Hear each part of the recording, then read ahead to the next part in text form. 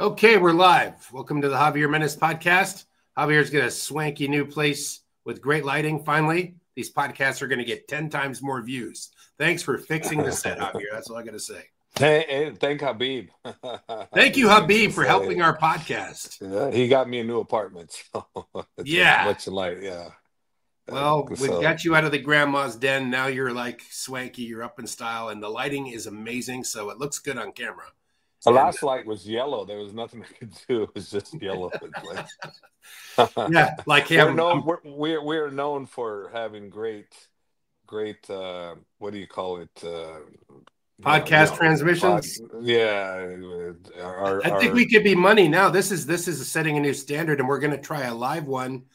We're going to be doing a live stream for fan questions this week. I think possibly Wednesday or Thursday with Javier. So just know that coming up, everybody. When you see it, you could pre-subscribe to it as it's going to be mentioned out there. So, Javier, you get to watch a couple of the fights. Let's talk about those. Let's talk about from this weekend. You get to see a couple. You just checked out Wiley and Tatiana. Yeah.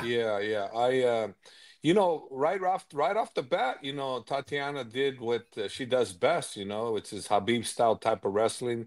And I noticed that, in my opinion, I noticed that she was really, really having to struggle to hold her down. She was able to hold her down, but at the very, very end of coming to that first round, almost a minute out, Weili reversed her because Tatiana played trying to go for submission, and she played the guards game, and I think that cost her. And I think from that point, Weili got a lot of confidence knowing that she could do better than her on the ground. And I think Tatiana's situation got worse and worse for her. And I also think that she doesn't have the experience. She doesn't have the experience that Weili has going the 5-round championship fights. And this is her first time going that route and having to go with one of the greats, who that's what Wiley's going to be. She's going to be known as one of the greats, no doubt about it. This girl can fight, and she utilizes her ground game. She utilizes her experience, and she utilizes her strength factor. Like, she was strong throughout the whole 5 rounds, and Tatiana had to catch up, and it was very difficult for her to have someone actually for the first time actually outdo her on the ground. That was hard for her. So it's a gets to her back. mental bad. She'd get to her back really easily. You notice that? She'd reverse, or she'd get to her back. She'd come out of it whenever she's getting taken down. Weili would always end up on her back real quickly. And she had nothing for her in the stand-up. Nothing. No. The stand-up Weili was just way above. But the killer was that Tatiana couldn't control her on the ground. The first round she did. She definitely won the first round. But after that, after she reversed her, after that 1 minute left, that was it. That's all she wrote. That was the confidence Weili needed. I'm sorry, and she was able to capitalize on her experience. And like I said, and she utilized it. And Tatiana didn't have that experience to fall back on. So she'll be back because she's a great fighter herself. So she'll come back. She's just going to look at this as one of those, hey, that's fine. I lasted. I didn't get finished. I was fighting throughout the whole fight. So I'll be back, and I believe that 100% that's what's going to happen. So I think that Weili also challenged, Slavenko, right? She challenged her, right? The champ, Shevchenko? Belichenko. Yep. I believe she wants to fight with her, and I think it's a great fight. It's a great fight, because Weili has the strength to deal with that. Shevchenko did the same thing. Remember when she was lower and then she went up to fight Amanda Nunes? Yeah. Bro, I mean, and she gave Amanda Nunes all she can handle, man. So, Weili could do the same thing to her, same thing, so that could be a really interesting fight if you think about it. I'm excited to think about those two colliding if the UFC can put that together. Again, that's you and I talking. UFC has to put that together for it to be something. So don't anybody go out thinking they're next, because we don't know what the UFC is going to think or what they're going to do or when they're going to fight or if they're going to fight. We don't know any of that. We're just talking what we think.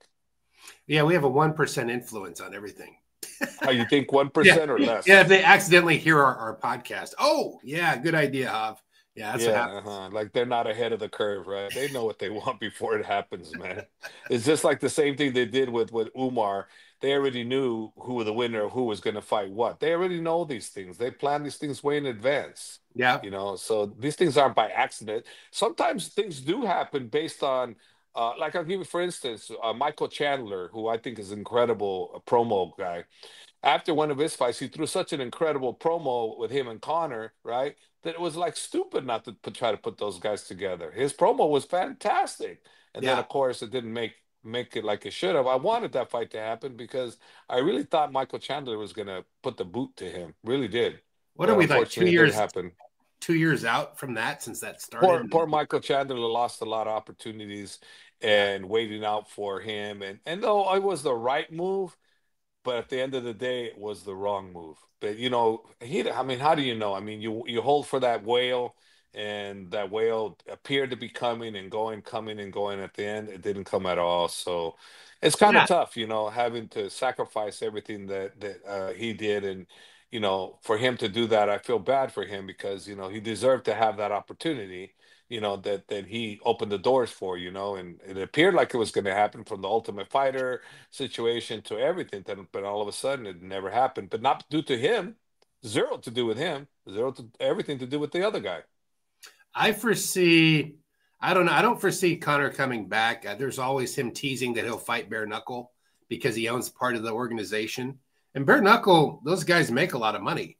So who knows, man? I mean, He's just basically creates noise just to he's create hyping. He's noise. hyping. He's Yeah. hyping.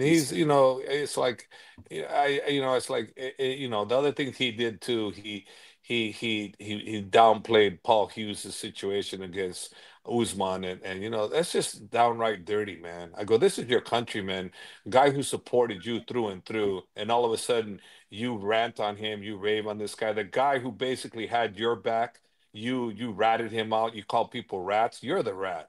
This guy was through and through behind you because you're Irish, and all of a sudden, because he didn't do what you wanted him to do or expected him to do, all of a sudden you call him a bad name. Who's the real man? Paul Hughes is the real man.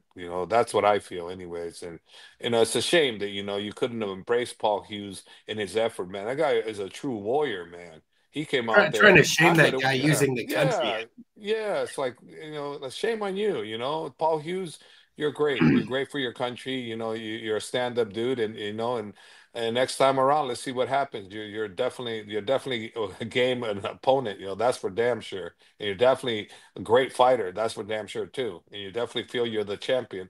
You're not, but that doesn't mean you can't feel like one, and you can't feel like you can win that, because you do. You do feel like that, and that's what a great fight is supposed to feel like. Like, I can win it. I didn't get it this time, but I'm going to get it. That's what they all do. All the great ones do that. So don't count him out. I'm not counting him out. Obviously, I'm with Usman, and I never think Usman's going to lose to anybody, and we work for that to never happen. But hey, good for Paul. He's right, and bad for the other guy. It's like, dude, why'd you pick on somebody that did great? Yeah, you never done that. You don't have the balls to do what that guy did. At one time he was great, but now he's not. Now Yeah, he does you can't more. live off He does yesterday. more. He does more communicating and getting the buzz going than he actually does action. So I don't know. We're doing enough about that. So maybe he'll come back and call me a fat arse kickboxer again. I don't know. Yeah, great promotion, Hav. It's crazy because Paul Hughes is he's a good dude. Seems to be just a fighter focused, just keeping it real, keeping it professional. And it's like Oh yeah, Connor wants to turn his own country against him in a way. yeah, I mean, it's listen, crazy. I was in Ireland, and I would ask people just for fun, like cab drivers all around Dublin, what do you think about Conor McGregor? And they did not like him. So probably this is only about 3 cab drivers. Like, oh, that guy. I'm like, okay. But I'm sure there's the people that love him too, no doubt. But Sure there the are, bottom, but yeah, the bottom line is Paul Hughes is a class act. It's like Habib offered him to come train with the Dagestani boys, and he humbly declined because he goes, no, I want to fight him again. So maybe after I fight him again and win the title or not win the title, then maybe I'll come. But right now, kindly, decline. Kindly decline. Very classy. I mean, come on, yeah, he's right. He's very right. It's like, nah, I don't want to come right now. So he has unfinished business, and that's what a real fighter does, what he's doing. So I have nothing but huge respect for him and his coaches. Yeah, it's interesting. I mean, just to see where all that's going to go. I mean, Usman basically came out in the news. You didn't talk about it, but we talked to Sal, and he put it out there. He was talking about how he was ill coming up to that fight, how he felt like he was only 50%. You kind of knew that, but I mean, he put it out in several articles. you know. So I don't know. I'd love to see the rematch at 100%. Well, I mean, look, listen, regardless of be 50%, 30%, I mean, the bottom line is, the next time they fight, if they fight, when they fight, it's going to be two different fighters. So who knows? The next time, maybe Paul's the one that's got the same thing and he'll throw a great performance. Because True. I find one thing, no matter what a fighter does, when they Yeah. enter that octagon, or excuse me, the cage, they're ready and they're going to perform. I'll give you a great example. Habib had the worst camp he's ever had, ever had against Justin Gaethje. The worst camp. Yeah. So if Habib would have went out there and got smoked, oh, Habib had the worst camp ever. But no, that fight was the most confident I ever been because of one thing. Habib said, "Coach, my toe may be broken, but my mental is not." I went into that fight with zero nerves. Maybe okay, 0.001% nerves. But what I'm saying here is you can have the worst camp on earth. Doesn't matter. Come fight time, if you're ready to fight mentally and you can put it together, you'll put it together. There's certain things that are hard to deal with, like for instance, with Umar breaking his finger, in the very first round, the way it was broken.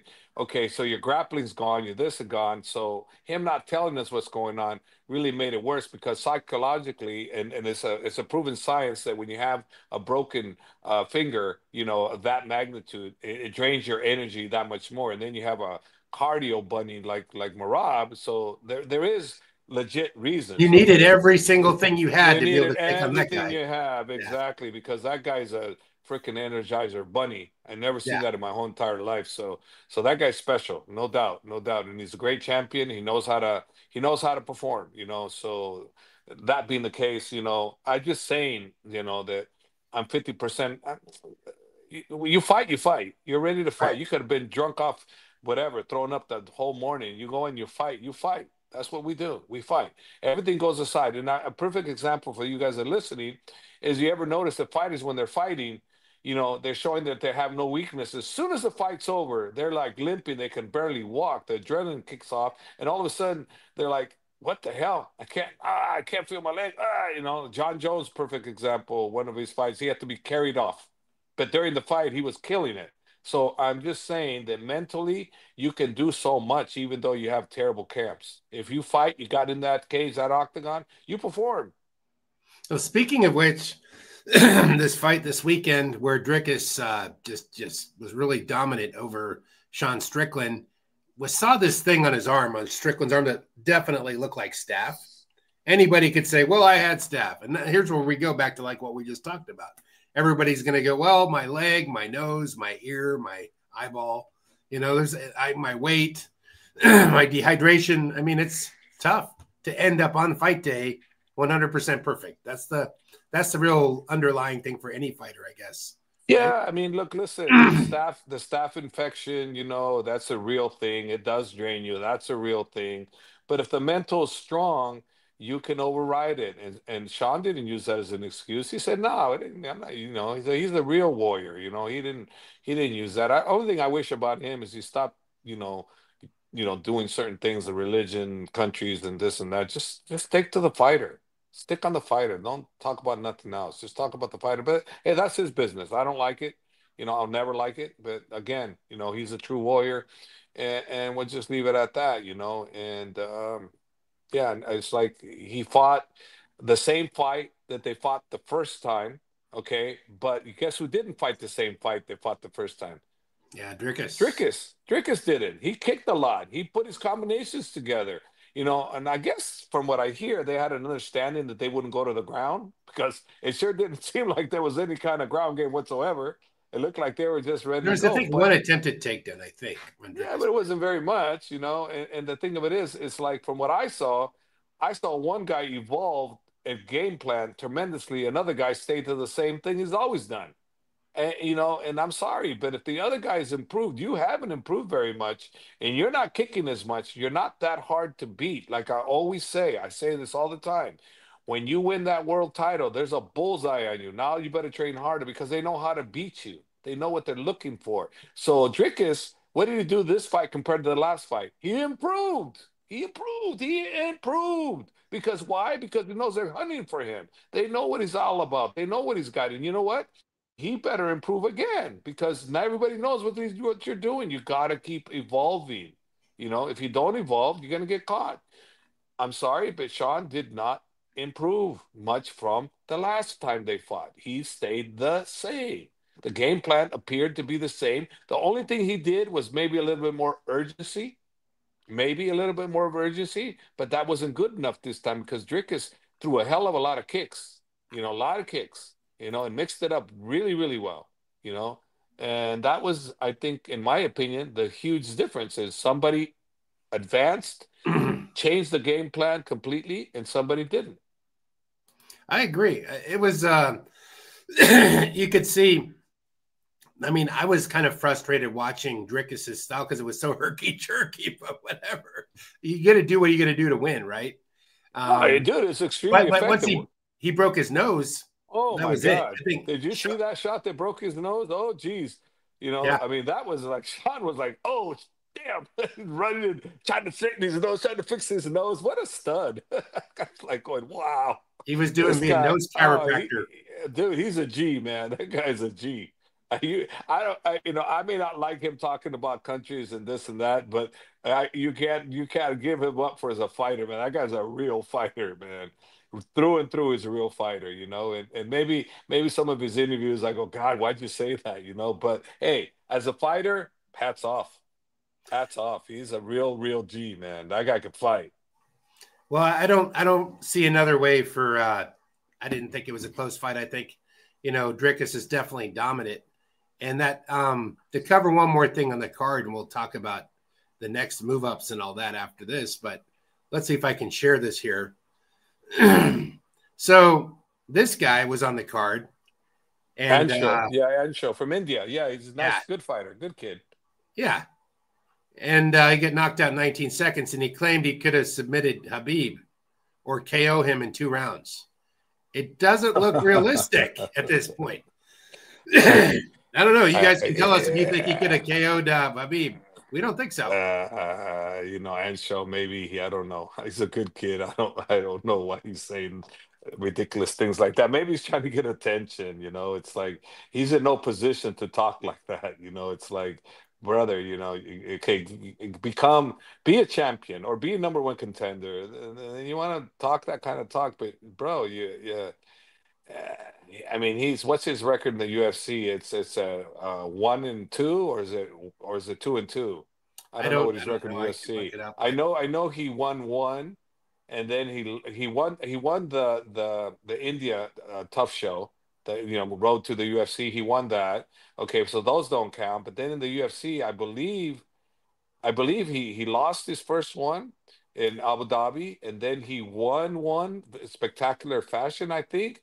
And maybe that's what wrote him into this. So he might be look and see what his record is. 1-2, maybe in the UFC. He took 400. He had a 470-day layoff. So, you know, you are jumping the gun a little bit.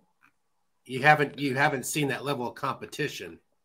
So I don't know. I don't think he trains with the level of people. I mean, I think if he's been around Khabib and he's seen Khabib, boy, yeah, that's a pretty big. I don't know. You know what King Kong looks like? The levels change drastically. You know, in the distance, I could climb that. Yeah, you get bro. I've never seen Khabib get dominated on the ground by anybody. So it never less even hurt him, or even really lightly rocked. But no, never, never happened. You know, so So, you're not at that level. You should have been focusing more on your guys, and he has a good talent. He has a good talent. And shows a good talent, but I think your mind needs to be a little stronger and choose your words wisely because they do end up biting you back. So that overconfidence, or underconfidence, if you will, it can cost you, and trust me, I before I became a champion or even a fighter, I was a woulda, coulda, shoulda guy, and when I became a fighter, I became a chicken guy in my heart. Like, I don't want to fight this guy. I don't want to fight this guy. No, I didn't tell nobody. But I'm like, oh man, every time I went to train, I used to have this guy named Sam Montgomery, and he used to beat me up every time I go sparring. And I'd be sitting out in the parking lot telling myself, why am I doing this? There's no money. There's no money in kickboxing. There's no money. The guy's gonna beat me up. I can't get him. I try to get him. I'm gonna quit. I'm gonna quit. But then I end up talking myself to going in there. I get my ass beat. He beats me up. He could never hurt me because he was 10 pounds lighter, but I could never get this guy. So, but I always in my mind, I'm gonna get him. I'm gonna get him. He beat my ass. The next time around, I'm in that parking lot. What am I doing here? Because I knew I had to spar him again. God dang it. I want to go home. No, what am I doing this for? Then it goes through me. What am I doing all this training for? No, I'm going in there. I go in there like I'm gonna beat his butt. He beats my butt again. Then the miracle thing happened. I got really good, and he wouldn't spar me anymore. He would not spar me. And I would tell him, Sam, I go, you beat me up for 2 goddamn years. Let me have one back at you. He goes, no, no, no. I got you 2 years. You get next. He would never spar with me. Till this day, if Sam Montgomery said, Hob, let's spar, I'm going to spar. I'm going to beat the living hell out of him. For 2 years of beating he gave me. And being outside that car going, you son of a gun, you got me. I'm going to get you. And I never got him. Never got him.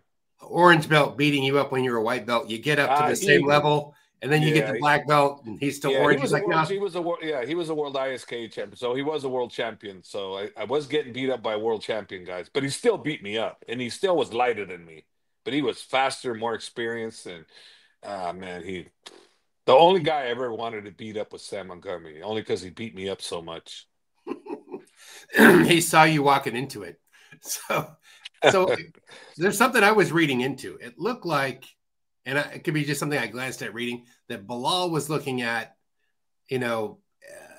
looking at fighting at middleweight possibly, and like, oh, okay, well that opens the door for Islam to go up to 170. I mean, that's an interesting one. If Bilal is interested in going to 185, that would be superb. But he'd have to stay there in order for Islam to get a belt and to make it worth Islam going up, right? It's like all the moving parts. What do you think about that math or that? Well, I think the math works like this. The UFC says, we want to put you in against Drius. Islam says, can you give me the welterweight title shot against Shavkat, right? I would say, yes. Let's go. That's great because Islam, he already broke the record for most title defenses, 4, total 5 lightweight titles, but he broke it for record with 4. So if they offer that and Bilal goes up, fantastic. Because otherwise than that, for Islam to go 185, he'd have to put on some muscle. And he's strong enough, but I just don't know about the weight. He'd have to put on some muscle. It's not an easy transition, like John Jones, the smart way. John Jones went up, he was a light heavyweight, even though he kind of walked around like heavyweight, but he wasn't a true heavyweight. So he put on the muscle. Islam would have to do the same thing. He's been like a year, more than a year. Ability wise, he, Islam can definitely do it, and he can hang. But for me to feel comfortable at 85, he'd have to put on some muscle because those boys they're big, and then you're talking some major studs at the 185 pounders. Like Izzy, like you said, we talked about him, bro. That guy's still in the game. Like I told you, there's no way in hell that guy. He's only one fight removed from a world title fight if that's what he chooses to do. He's that talented. He has what it takes. That 185-pound division is still stacked. So, and you got to remember, before Duplessis got him, it was going Izzy's way. He was dominating that fight. He was actually giving him a tougher fight than Sean was the other night. Well, he was winning, not tougher fight. He was winning. Watch Exactly, this right? fight. He was winning the fight. So to me, it's like he just hey, it happened, you know. And sometimes fighters that are great fighters, or some of the greats, like he is, he's one of the greats. You know, sometimes they have a mental lapse, you know, and in training, sometimes you have to focus on those things with your fighters. You got to pay attention. Are they losing that sometimes? And you got to say, hey, you know, I noticed this and that. You have to pay attention to your fighters. If you ever watch me in the cage and cornering, I'm not looking at nobody but the fighter. I'm looking to see, what I can help, you know, et cetera, et cetera. It's very important that we pay attention to what's going on. Just like when you used to come film at my gym, you'd probably notice out of everybody, I'm the guy that's focused on what's going on in the sparring. I wasn't out there looking and talking to other people. I was just focused on the sparring because Yeah. it's important. It's important to look at every little detail that you might be able to pick up stuff that can help your guy. Sometimes he's sparring somebody that's just too damn good. So what I would do is if I have the guy I'm cornering, he's just too goddamn good for the guy we put him in sparring. I wouldn't just leave it alone. I would just make it more difficult for the one that's more talented. I would say, hey, I need you to submit him, you know, 2 times this round. I need you throwing more this, or I need you to drop your left hand to make it more difficult, you know. So pay attention to those details. So what I'm saying here, in the case of Izzy, who knows, you know, who knows what's going on. Out of the 3 fights, I don't understand the one with Strickland. I didn't get that because he wasn't there. He was not there. There's no way you can tell me Alex Pereira comes in and knocks out Strickland the way he did, and Izzy Dawson didn't have an answer for that. No, it's a mental thing. It's a mental block, and you know, then the last fight he got stopped with. I believe a lot of it had to do with I saw the eye poke, and then the eye poke. He kind of to me. You want my opinion? My opinion is this: he was too early to tell the you know because he's a warrior. I'm okay, but he wasn't quite okay because you watch his transition on the switch of his legs. That's where he got caught. And normally, guys like that, they're so good at switching, they don't get caught right there. He got caught right there because he was split second off is all you need to get KO'd, and that's what happened. So I'm just giving you guys a feedback because I did see it and my opinion, and I believe my opinion is valid. I believe I have enough experience that I've seen this enough, and I know what I'm saying to be facts. Well, so I don't think you get to see it, but I watched, Volkanovski versus Topuria, but not them, but their, students or the brother. So Yeah. I yeah, didn't get to brother and watch that. student, Yeah, basically, the yeah, yeah, student of yeah. Volkanovski and the brother of Ilya.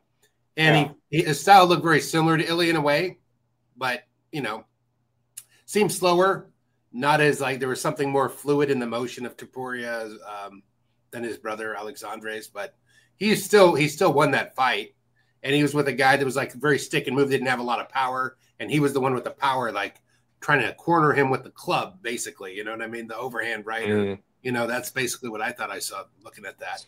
Well, the thing of it is too, being the brother and is he the younger or older? I think he's the older brother. The older brother? Well, Yeah. having your brother be a superstar, and that's what Topuria is. He's a superstar now. Having your brother be a superstar in that division is kind of hard when all eyes are on you. All eyes are on you. So it's kind of a very difficult thing to comprehend and be able to adjust and do the right thing because maybe had he been more relaxed, not worried too much about that, because a lot of times they'll tell you, I'm relaxed. But deep down inside, it's really entering their mind, even though they don't think it is, but it is. So maybe He he looked didn't give his best relaxed. performance. Yeah, he looked relaxed, but maybe he wasn't. Okay. I'm just saying because you don't know. You don't know unless you see him in the gym. And I don't know either, unless I see him in the gym and I see how he performs, then I know. Because see, this is the thing. I can look on TV and I'm a armchair quarterback just like you. Your Mm-hmm. opinion may be better than mine at times, okay? But I'll tell you what, if I'm in their camp and I'm watching them, your opinion isn't going to come close to mine, not even close. And I'm telling you that as a fact. So when I'm speaking about somebody that I personally watch, no, no, no, you better listen to my opinion over somebody else. Blah, blah. But when you and I are watching a fight, I may be right. You may be right. More likely, I might have a better opportunity than you because all my years of coaching, but your opinion could beat me. But and viewing somebody in person, your chances are very, very slight. if any at all, to have a better opinion than I do, because I'm right there visually seeing what the Well, guy also the can do. mechanics, how you understand the mechanics. I'm an Yes, observer. You've physically felt them, so I think that gives you a what you big know. edge, And a being big a edge. champion, yeah, My yeah, experience gives me a big edge. All that gives me a big edge. But what I'm saying is, I'm not right all the time either.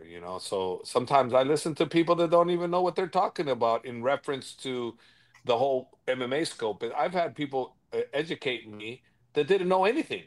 yeah. And I went like, they tell me, "Hey, Ha, what do you think about that? He should be doing this." And I didn't even think about that. And they were 100% correct. And I went, oh, I don't mean to mind your business. I know I don't know what I'm talking about. I go, well, actually, you do know what you're talking about, because I didn't see that. So you're right. And no, it goes, I'm right. I go, yeah, you're right. I just didn't see it. So we as coaches have to have no ego. We have to be, able to take in information and decipher whether it is proper information or neglect information. Meaning neglect means let it go. Just let them talk. Be nice You to got to be everybody. you can't just stay in one. This is the only way that works. No. 1, 2, 3 combo with an overhand, like you'd be out of business yesterday. So I mean, what works is what works, right? Yeah. So yeah, Yeah. I Yeah. can see that. I mean, maybe in the beginning of the UFC, you could have like pre-mapped a fight because Yeah. people's Yeah. levels were not where they were, and going Yeah. with a 2-punch lead Yeah. with I could So see that.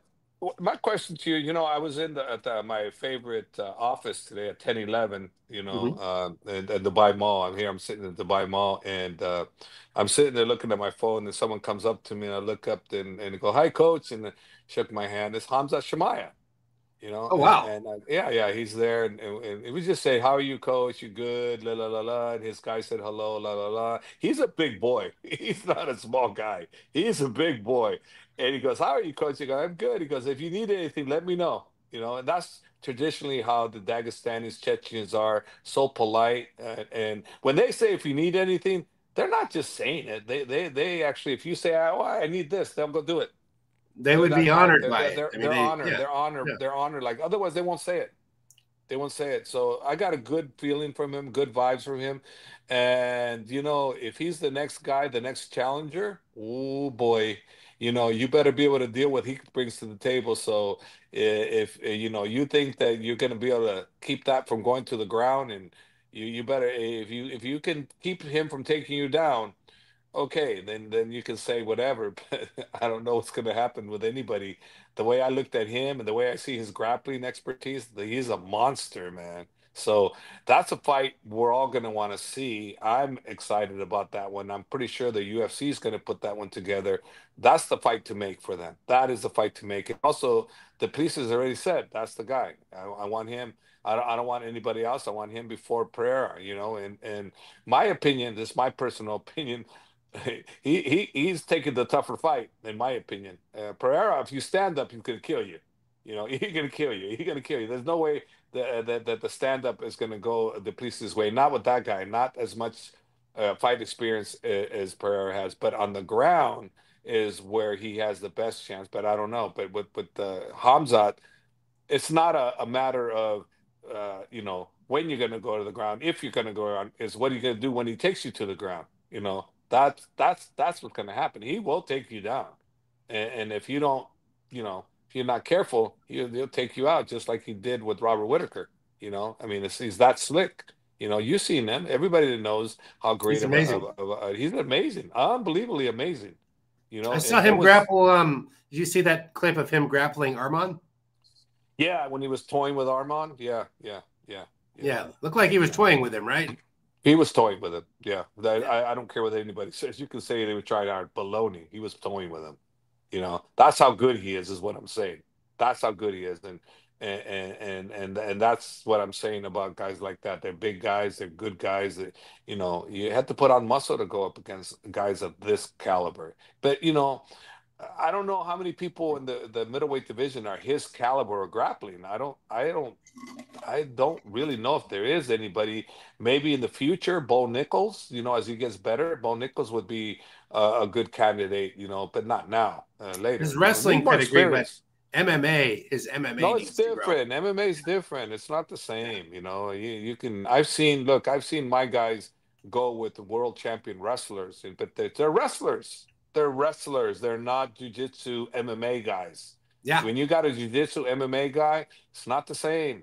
Not the same. It's They not don't the have to pin you play on by your your back. wrestling rules either. No, no. And you got to worry about being submitted. You got to worry about being turned over. There's so many things that happen that don't happen in the wrestling world. So, Yeah. you got to be very savvy. That's why, with Habib's crew, it's never a matter of, oh, he's an Olympic wrestler. Who cares?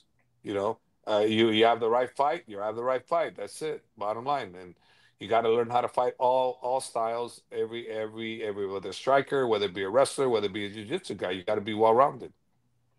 So, I mean, would you be happier with? Does it make a difference to you? This is just your personal preference.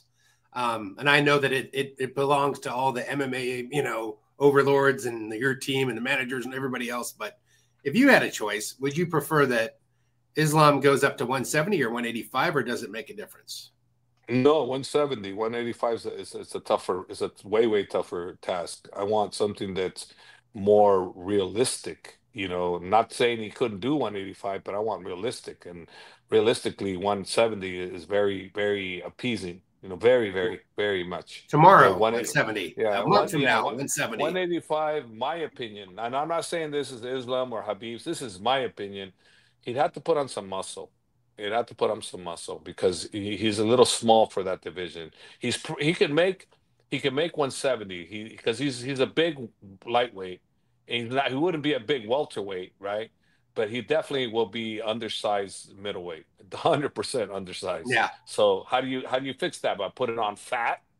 I don't think so. It would be Islam's like a when Izzy went up to 205, right? Yeah, yeah, yeah. He Islam couldn't is even make the weight. He couldn't even he's a make the weight. stud. Yeah, Islam's a stud. He ain't gonna. If he ever did something like that, he'd make sure he put on some good muscle. He's not gonna do it wrong.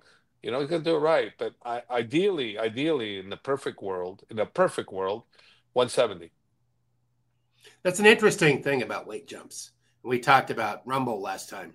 Usually you don't go from 155 and up to 205 knocking people dead. But he did. That was a hell of a, that's like He was a unique three weight individual. classes, and he Yeah, was a yeah. hammer. Yeah, he was a hammer, like a 170, yeah, he was at 170. And then, I mean, the amount of weight he dropped for 170 was crazy. Crazy. 45 pounds, 50 pounds, this guy would drop. I'm like, I would look at him and I used to tell myself, oh, what weight are you? Oh, I'm a welterweight. Oh, okay. So I'm thinking, I won 170, 185, and then so that's what I was thinking. I had him spar with Josh Thompson, and he was probably 210 pounds to Josh's maybe 175, 172. And Josh Thompson did pretty good with him. He did pretty good with him. This was earlier on when Rumble was with Kung Lee.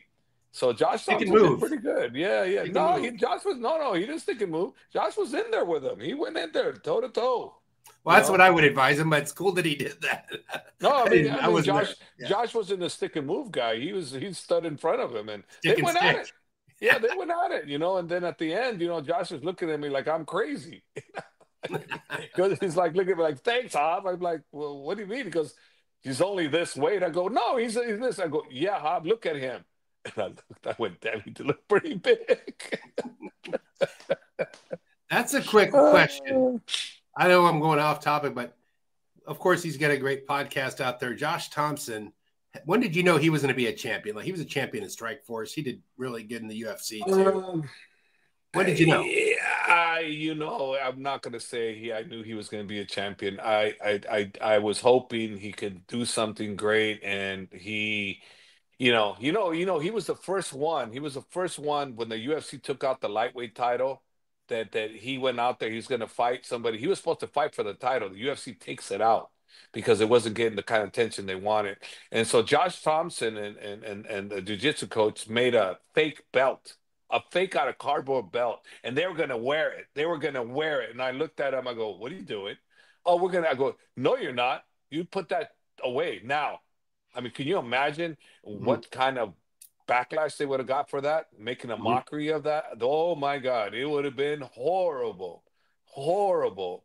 you know. So Josh, you know, he was definitely world class, no doubt, no doubt, Yeah, and he became the Strikeforce champion. And him and Gilbert Melendez had three barn burner I was fights. there. Yeah, I saw those. Barn burner fights. They were unbelievable. They were like back and forth, back and forth. And Gilbert Melendez used to train with us for many, many years. And then when Gilbert signed on with Strikeforce and he thought he could potentially face Josh, he kindly left the gym. He left, stopped training with us. Very respectful. Gilbert Melendez is a very respectful martial artist and respectful fighter. And to still to this day, he has my respect. High, high, high, high respect. That's awesome. So anything else to input? We're gone almost 40 minutes because we want to save something to talk to the people coming up this week. If we can make a live stream. Yeah, What we else do is live going on? stream, but who's fighting next? I don't even know. Is it Ankalaev and That's supposed to uh be coming up. Yeah. Ankalaev. when is that? I'll tell you. Hang on one second. Like dates and stuff in my mind as I get older, I don't remember them as quickly. Let's see. Okay, so the next fight is Cannonier versus Rodriguez on the 15th. And then February, you've got Cejudo versus Song on the 22nd. And then, March 1st, you get Manuel Cape versus Amabayev. And then Yeah, Pereira versus Ankalaev is not until March 8th. So we're about 3 fights removed from that one right now. 3 months? Well, excuse me, 3 fights. 3 fights. My Yeah, bad. 3 fights. It's like only 1 month, It's a less few than a weeks. month Yeah, it's a away. few weeks. Yeah, yeah. I'm like, Lynn, what are you doing? Yeah, I told you the brain's slipping. Okay, all right. I didn't have enough No coffee. problem. Hey, when is International Fight Week? International Fight Week. July? July or I June? think it happens in the summer. I've never I know really it's marked July that or down in my June, but memory. I know July or June, one of them. That should be a good one. Is there any Yeah. fights or anything happening in Dubai where you're at? Anything going on over there? February 22nd, Amaru, my UAE Warriors champion, under FOD Palm Sports. UAE Warriors with my Habibi FOD Darwish, and Abdulmanam is the owner. They're fighting in a great event on February 22nd. Then April 25th, it's going to be Dubai Falcons versus the Miami. Man, I don't know the team for the Miami. It's like I'm thinking Miami Heat, but I don't know. We're fighting Team Miami, The and Miami Heat. Team Miami. There we go. the global fight league. We're fighting with them on I believe I'm not confirmed, but I believe sometime in April. But it's not, the date's not confirmed and the place is not confirmed. But I believe that my team, the basically the Dubai Falcons are going to go against Miami's team. I think nothing's verified until they announce it, but that's kind of like the idea. I'm kind of prepping myself for that, so I'm kind of excited about that because I don't like losing, and I'm going to put my full energy into becoming the champions of that league. I don't know. This Do you get to competition pick the is matchups, or is it they make the matchups out of your team? Basically, we have two fighters on each weight division. I have three women's division, and then I have seven men's.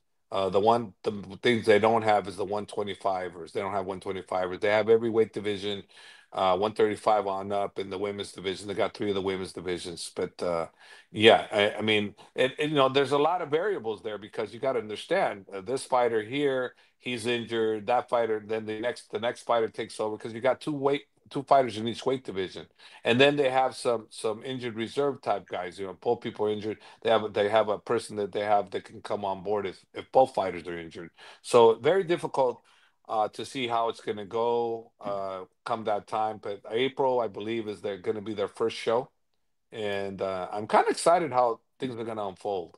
This is their roster. They've got some beasts. They got Yoel and Lombard, dude. Look at that. Who else do they got? No, I can't see it. Too small. My eyes are bad. Let me see if I can zoom it a little bit. Hang on one second, Hav.